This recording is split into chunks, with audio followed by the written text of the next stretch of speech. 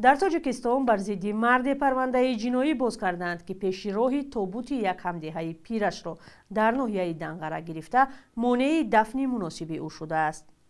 وزارت کارهای داخلی تاجیکستان روز 2 دکبر با نشر بیانیه گفت در این باره از پسر شخصی ففتیده شکایت گرفت.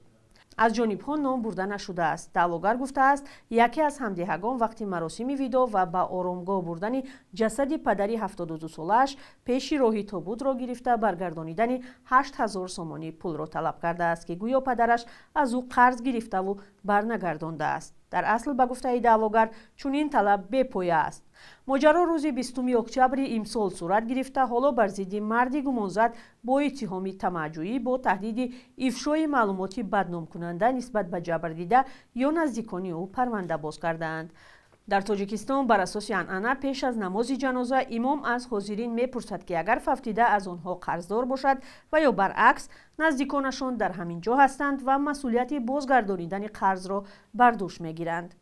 در بیانیه وزارت موقعی متهم به جنایت را نگفتند.